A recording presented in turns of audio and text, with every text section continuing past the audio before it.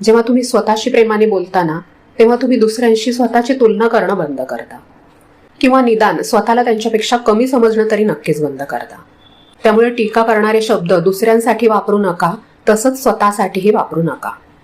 कधी कधी आयुष्य आपल्याला एखादी नवीन गोष्ट करण्याची संधी देतं, जसं नवीन क्लास शिकणं, ऑनलाईन काम सुरू करणं, किंवा एकट्याने मैत्रिणींसोबत बाहेर जाणं. पण मनात लगेच एक भीतीचा आवाज येतो की मी करू शकत नाही, लोक काय म्हणतील, माझ्याकडून चूक झाली तर. या नकारात्मक प्रश्नांमुळे आपला आत्मविश्वास पूर्णपणे डगमगतो.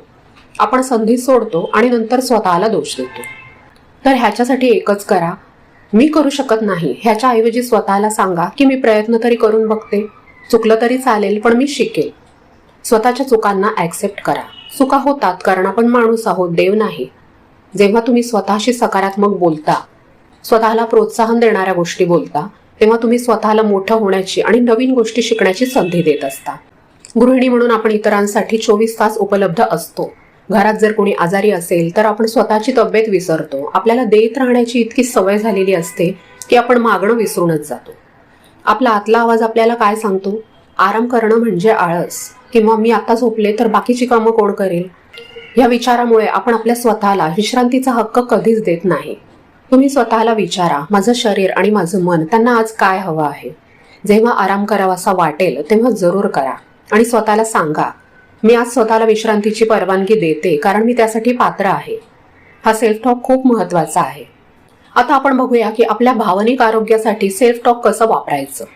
कधी असं वाटतं का की मला कोणी समजून घेत नाही, माझं म्हणणं कोणी ऐकत नाही. अशा वेळी सेल्फ टॉक म्हणजे आपलं छोटंसं इमोशनल सपोर्ट सिस्टीम असतं. आपण स्वतःलाच विचारू शकतो, आता परिस्थिती खरंच एवढी वाईट आहे का?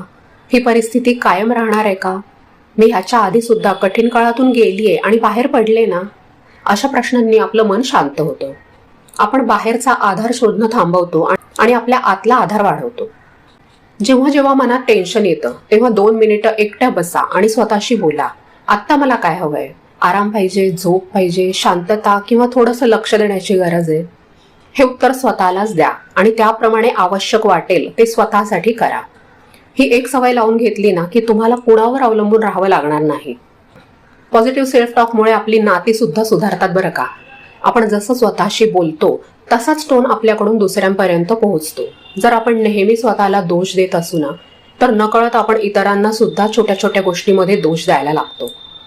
पण जर आपण स्वतःशी शांततेने बोललो, प्रोत्साहनपर बोललो, तर तोच शांतपणा, तेच प्रोत्साहन आपल्या शब्दातून दुसऱ्यांसाठी पण बाहेर पडतं.